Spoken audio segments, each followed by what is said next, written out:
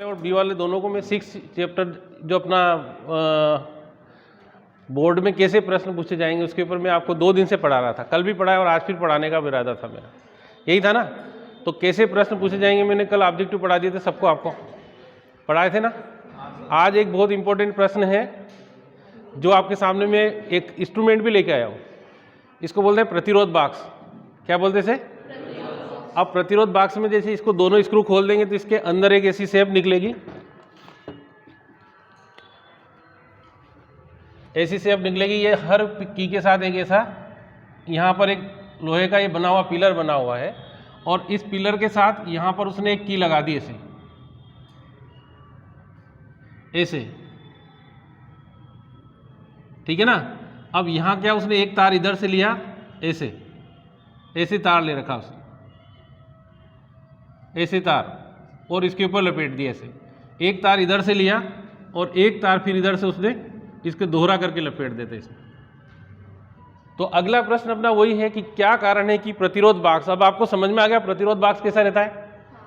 और इसके ये जितने भी लगी सब कुंजियां हैं, इनको बाहर निकाल सकते हैं अपन ऐसे, जैसे मैंने बनाया ना, इसको बाहर निकालेंगे तो प्रतिरोध आरोपित हो जाएगा और जैसे लगा देंगे तो प्रतिरोध हट जाएगा क्योंकि करंट यहीं से फ्लो होने लग जाएगा इसमें। जैसे मैंने ये लगाया तो आपके सामने प्रतिरोध लग गया, इसके ऊपर संकेत लिखे रहते हैं कितने ओम का है, 1 ओम 2 ओम 4 ओम 10 ओम, जितने का भी है उतने लगा देंगे। यहाँ लिखा हुआ 1 2 2 5 फिर इन्फिनिटी लिखा हुआ है, ये अलग अलग प्रतिरोध लगा रहे हैं। इसको बोलते हैं अपन प्रतिरोध बॉक्स। तो क्या कारण है कि प्रतिरोध बॉक्स में तार को दोहरा करके लगाया जाता है?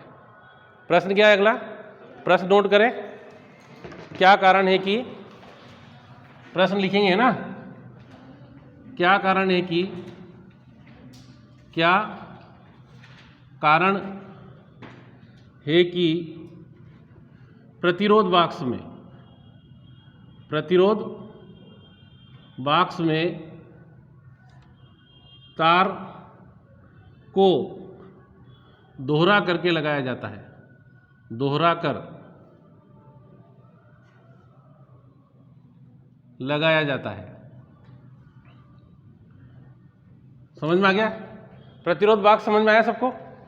सबको समझ में आ गया ना प्रतिरोध बॉक्स कैसे वर्क करता है? इसको अगर अपन को कनेक्ट भी करना हो तो ये 2 इसके स्क्रू रहते हैं, यहाँ से अपन कनेक्ट करेंगे तो दोनों से यहाँ पर अपना एक इधर से लगाएंगे और एक इधर से लगाएंगे तो ये पूरे प्रतिरोध उसके ऊपर आरोपित हो जाएंगे।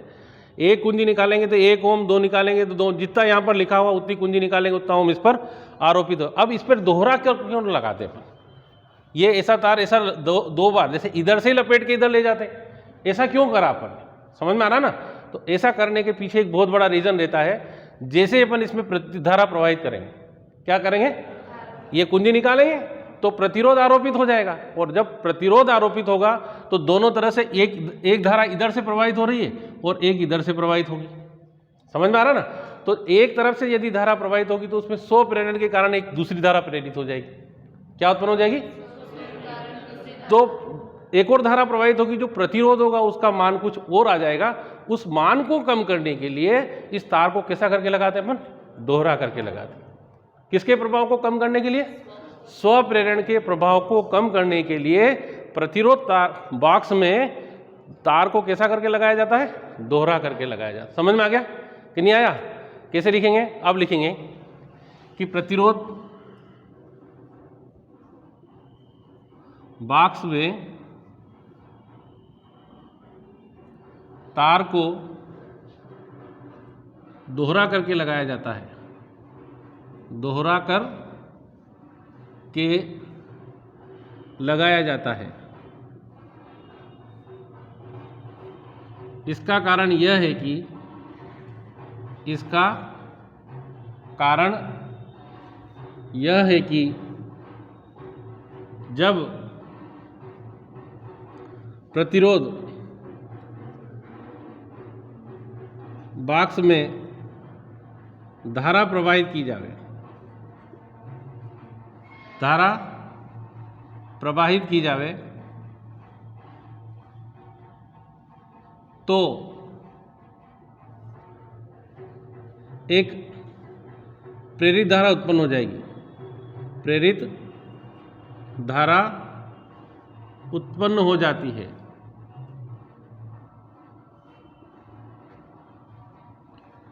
ठीक है ना। क्या उत्पन्न हो जाती है? एक जिसकी दिशा परस्पर विपरीत होगी।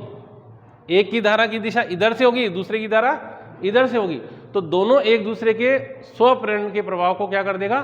समाप्त कर देगा, है ना। उत्पन्न हो जाती है जिनकी दिशा परस्पर विपरीत होती है, दिशा परस्पर विपरीत होती है,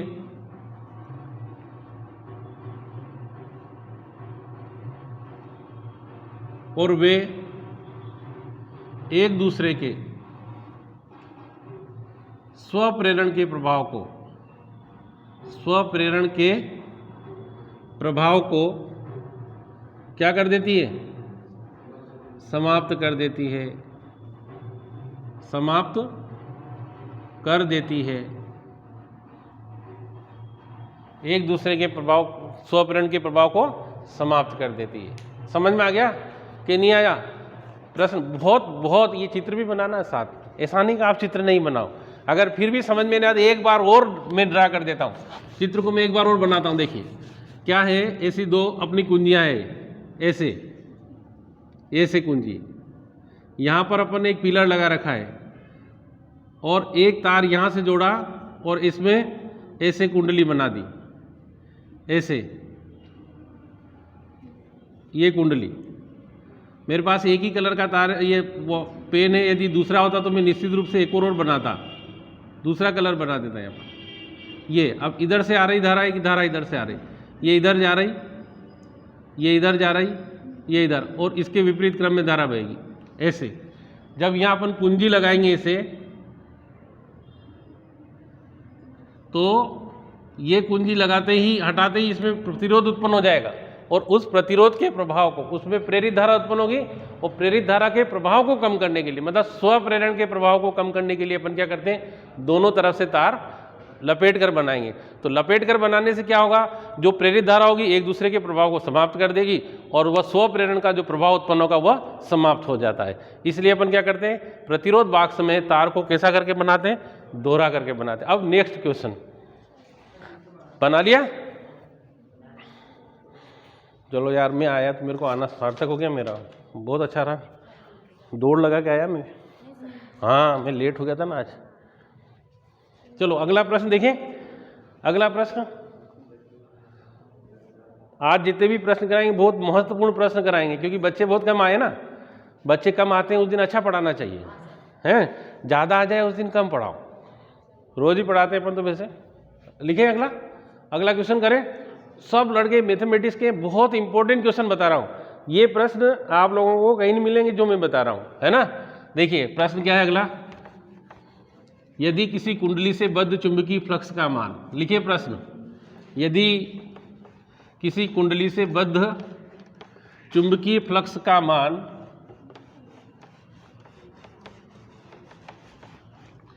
यदि किसी कुंडली से बद्ध चुंबकीय फ्लक्स का मान, ऐसे यदि किसी कुंडली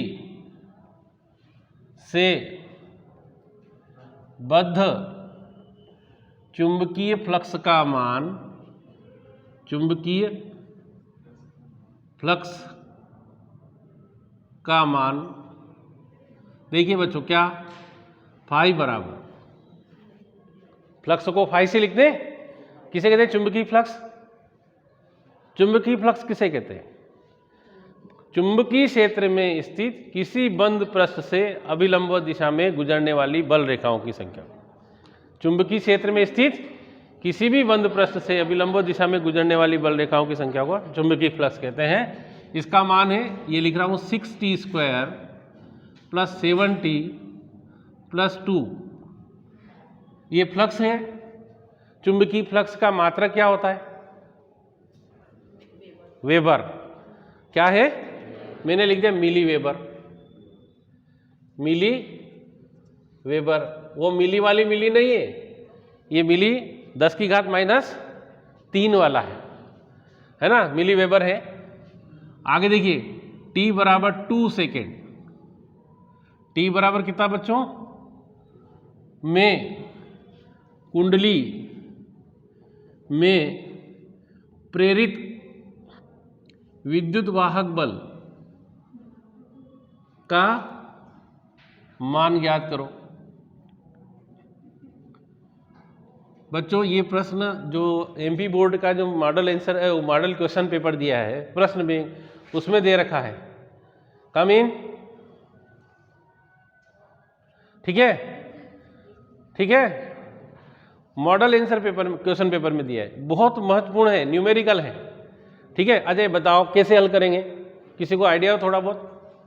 आप लोगों ने फेराडे का द्वितीय नियम पढ़ा होगा, पढ़ नहीं पढ़ा तो पढ़ लीजिए। क्या है द्वितीय नियम? क्या है? एक सूत्र याद रखना है कि E समानुपाती डी फाई अपान, तो कैसे याद किया? याद करने का तरीका, चुंबकीय फ्लक्स में परिवर्तन की दर बटे में डी टी आ जाए तो दर बोलना, बटे में टी आ जाए क्या बोले? ये चुंबकीय फ्लक्स, डी लिखने का मतलब परिवर्तन, डिफरेंस। चुंबकीय फ्लक्स में परिवर्तन की दर कुंडली में प्रेरित विद्युत वाहक बल के समानुपाती होती है। नहीं आए? किसी भी कुंडली में प्रेरित विद्युत वाहक बल का मान चुंबकीय फ्लक्स में परिवर्तन की दर के समानुपाती होता। बहुत सरल है, यही है ना। अब यहां से इसको समानुपाती का चिन्ह हटाते तो बराबर माइनस के लिखें, अपन अपना न्यूमेरिकल कर रहे हैं इसलिए के नहीं लिखेंगे, डी फाई अपान डी टी। समझ में आ रहा? तुम लोग इंटीग्रेशन डिफरेंशिएशन पढ़ा होगा मैथमेटिक्स में, पढ़ा कि पढ़ा? मैथमेटिक्स में सबने पढ़ लिया होगा। नहीं पढ़ा हो तो मेरा एक सूत्र ध्यान रख लेना जिसमें तुम्हारा जीवन बन जाएगा, डी बाई डी एक्स और एक्स की पावर एन बराबर एन एक्स की पावर एन माइनस वन। ये सूत्र इसके लिए यूज होता है। यहाँ अपन फाई की वैल्यू रख देंगे, कितना है बच्चों? डी अपान डी टी। फाई का मान कितना है? 6t square plus 7t plus 2। समझ में आ रहा सबको? ईमानदारी से आगे हल करेंगे। माइनस 6 क्या हुआ? कांस्टेंट है ना, उसको तो गड़बड़ कर नहीं सकते। डी अपॉन डी टी और T square plus 7 D upon into T plus 7 कुछ भी नहीं, ठीक है? हाँ 2 सॉरी 2 है ना। इतना सही किया जाए तो मेरी एक गलती पे आपको सबको कैसा आया है ना। वो टीचर की एक गलती ही बहुत बड़ी मानी जाती। तो यहां पर लिखेंगे इक्वल टू माइनस 6 2t, सबको समझ में आया? 2t बढ़िया, प्लस 7 और यहां 1t की पावर 0, ऐसे ही करोगे ना, प्लस 2 इंटू, अरे कुछ नहीं है, 0 करेंगे। समझ में आ रहा? अब इसके बाद माइनस 12t प्लस 7, क्योंकि t की घात 0 का मान 1 हो जाता है, बराबर माइनस 12, ये कितना आ रहा? e आ रहा है। t बराबर 2 सेकेंड पर बात करेंगे तो यहाँ 2 से मल्टीप्लाई कर दें, प्लस 7, तो e बराबर 24 प्लस 7, तो e बराबर माइनस, बोलो 31। ई क्या है? मात्रक, वोल्ट। अरे विद्युत वाहक बल का मात्रक, वहां क्या था? तो यहां मिली वोल्ट। क्या लिख देंगे? Millivolt. समझ में आ गया सबको? बढ़िया। जल्दी से पूरा अगला क्वेश्चन फिर बताता हूं, जल्दी जल्दी हल करते जाए साथ।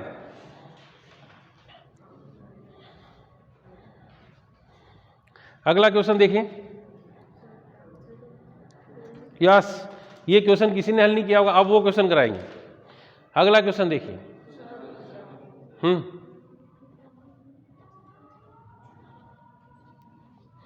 आज बी वाली लड़कियां क्यों नहीं आई? तू अकेली आई तो बाकी है किसकी? हाँ, और 11 और बच्चे, उसके अलावा एक ही आ गई। हाँ 11, इसके अलावा 11। र्यूमर फैला दी कि बच्चों ने कि सर नहीं आएंगे स्कूल, जरूर फैलाएंगे। बी वाले को तो एक क्लू मिलना चाहिए कि सर नहीं आ रहे हैं बस। चलो हो गया। अगला क्वेश्चन,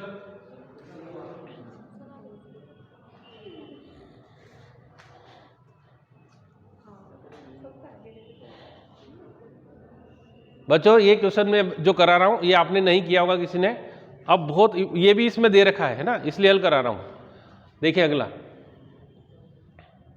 मेरे साथ साथ लिखने की प्रैक्टिस भी करो यार, मेरे लिखने के बाद नहीं लिखेंगे, मेरे साथ लिखेंगे। मिटा दूं? अगला क्वेश्चन,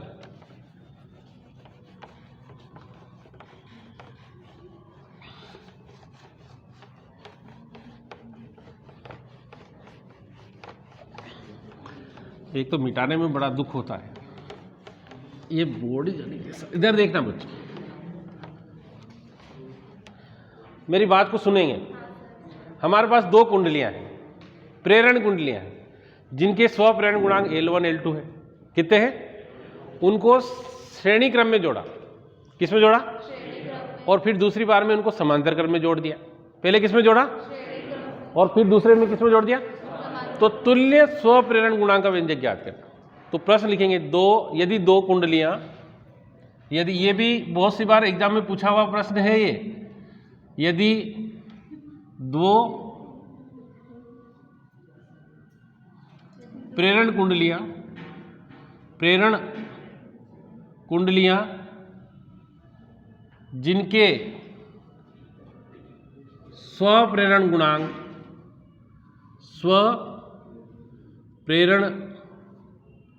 गुणांक कितने हैं बच्चों?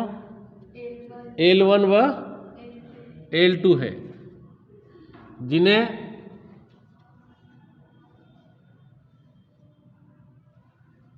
नंबर 1 श्रेणी क्रम में जोड़ने पर, श्रेणी क्रम में जोड़ने पर तुल्य प्रेरकत्व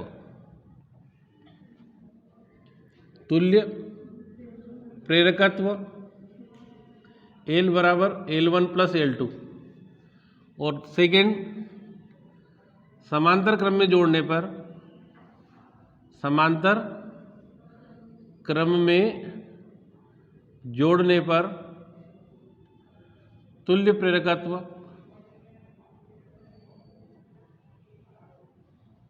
L बराबर L1 L2 अपान L1 प्लस L2 होता है, ऐसा सिद्ध करो। ठीक है, ऐसा अपन को सिद्ध करना। ठीक है, प्रश्न समझ में आ गया सबको? देखो अच्छे से करना इसको, मैं करा रहा हूं इसलिए इंपॉर्टेंट क्वेश्चन है, बहुत इंपॉर्टेंट है। आप यदि एक बार कर, और बहुत इजी भी है, ऐसा नहीं बहुत डिफिकल्ट है।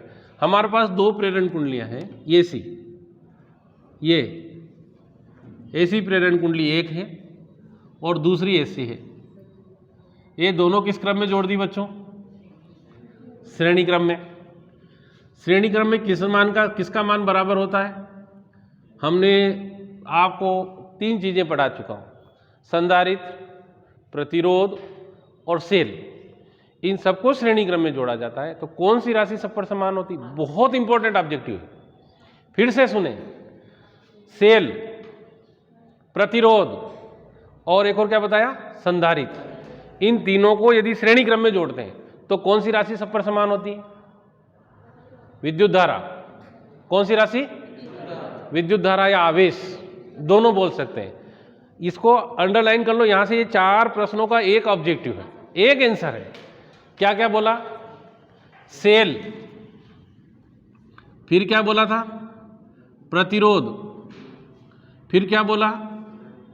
प्रेरण कुंडली, फिर क्या बोला? संधारित्र। ये चारों ऐसी संधारित्र, इन चारों को यदि इन चारों में से कोई 4 कंपोनेंट ले लें और उनको किस में जोड़ दें? श्रेणी क्रम में। किस में जोड़े? तो कौन सी राशि सब पर समान होगी? आवेश या विद्युत धारा? क्या बोलेंगे?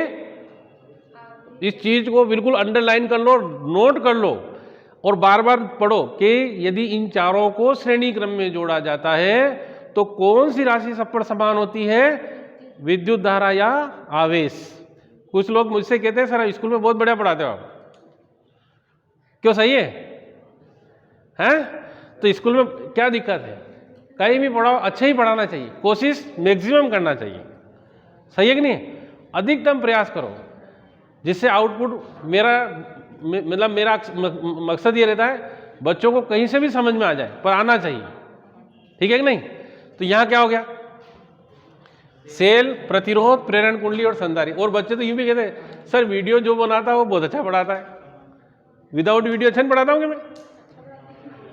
अरे सब जहां भी पढ़ाऊँ अच्छा ही पढ़ाऊँ यार, वीडियो में क्या सब रिकॉर्डें होती, सब चीज़ रिकॉर्डेड हो जाती है, मैं क्या बोल रहा हूँ, है ना?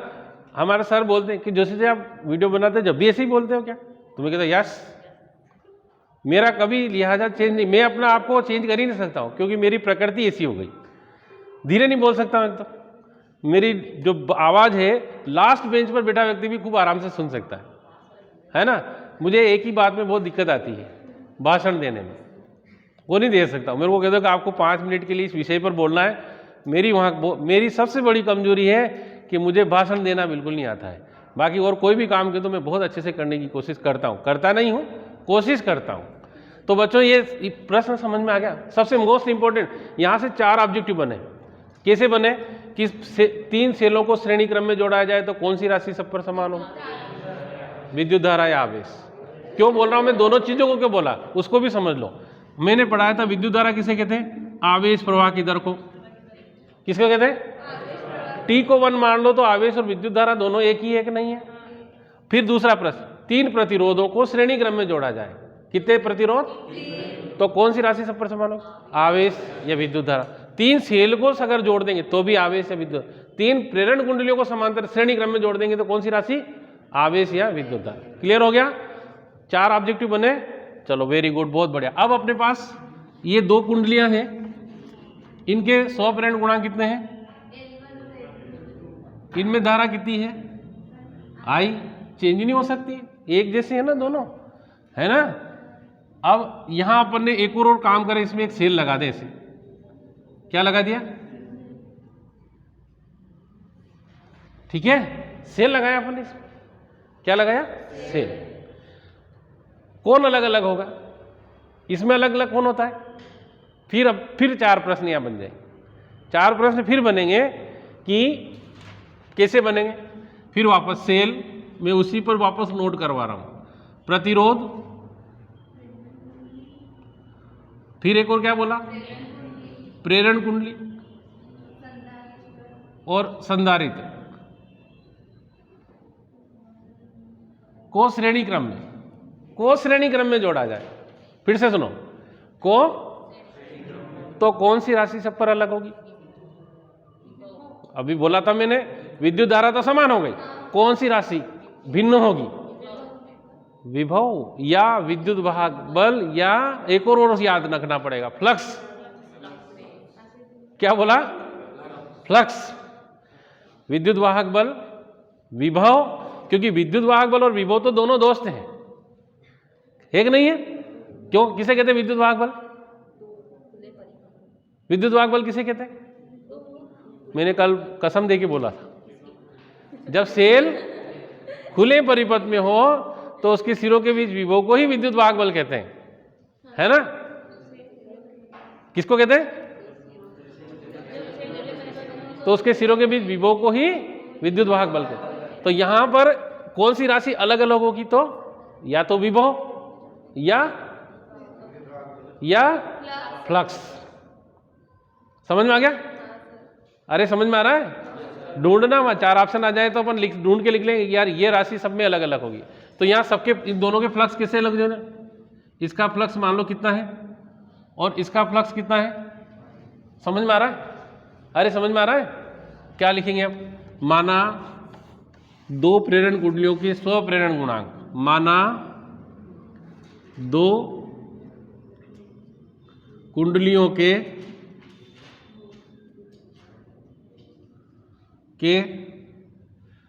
100 प्रेरण गुणांक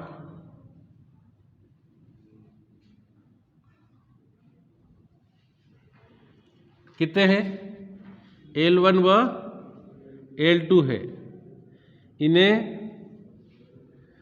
किस क्रम में जोड़ा बच्चों, श्रेणी क्रम में जोड़ा गया, श्रेणी क्रम में जोड़ा गया है। फिर आगे इनमें धारा का मान समान, धारा का मान कैसा होगा?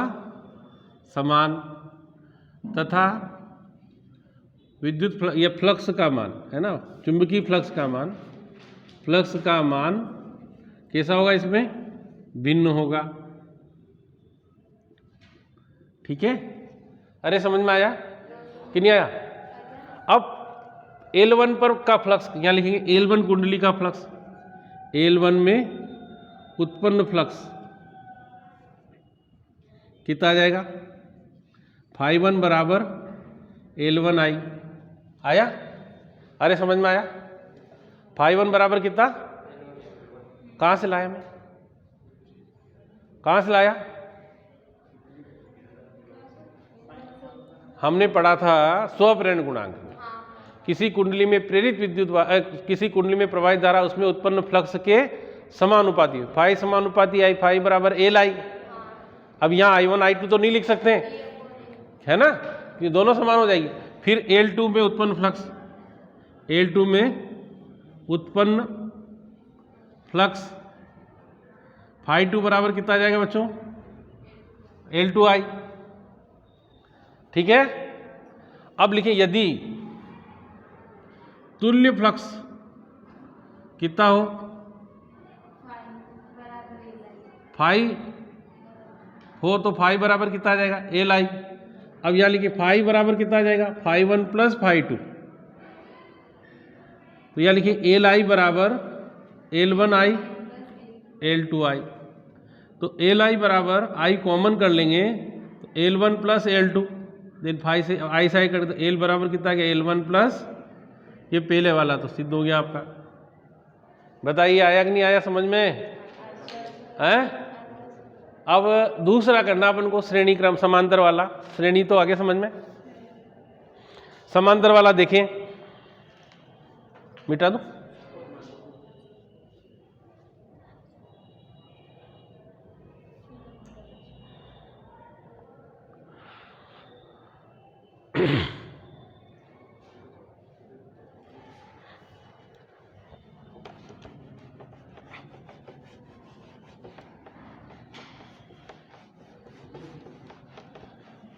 अब समांतर वाला, कौन सा वाला?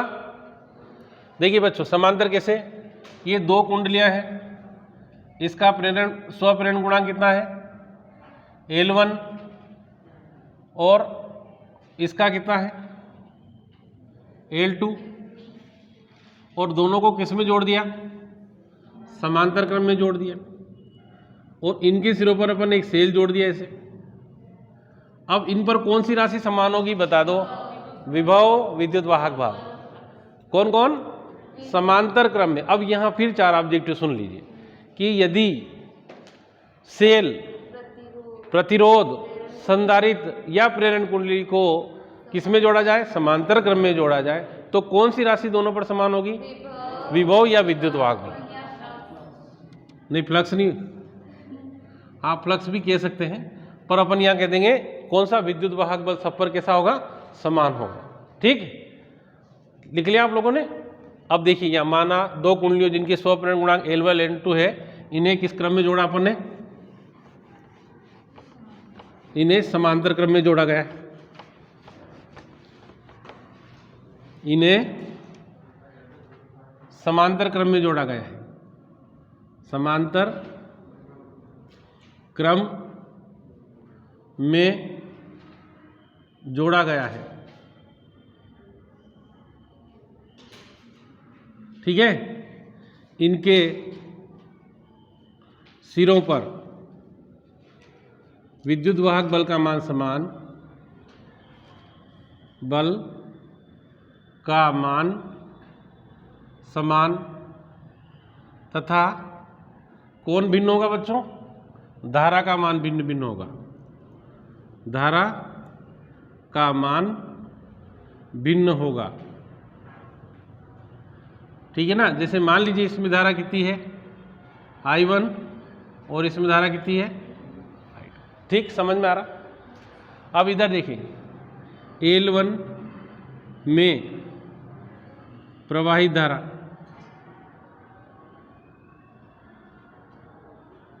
यहाँ लिखेंगे E बराबर L1 और कितना आ जाएगा di1 अपान dt। कितना आएगा ये कहाँ से ला रहे हैं, ये सूत्र देखें आप, मैंने अभी हाल आपको पढ़ाया था फेराडे का द्वितीय नियम। E बराबर कितना होता है और फाई बराबर कितना होता है L1 I1। ये मान रख देंगे तो देखो E बराबर L1 और कितना आ गया di1 पर आया ना। तो यहाँ से यदि इसको आगे हल कर लेंगे तो ये आगे हल करने पर आ जाएगा अपने पास di1 अपान dt बराबर कितना गया बच्चों E अपान L1 आया। इसका मान देखिए di1 अपान dt बराबर कितना आ गया E अपान, फिर इसके बाद L2 में प्रवाहित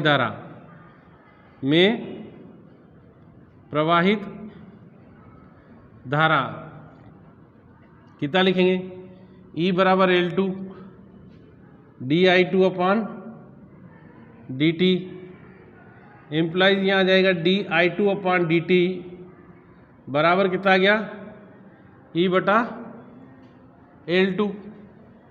यदि तुल्य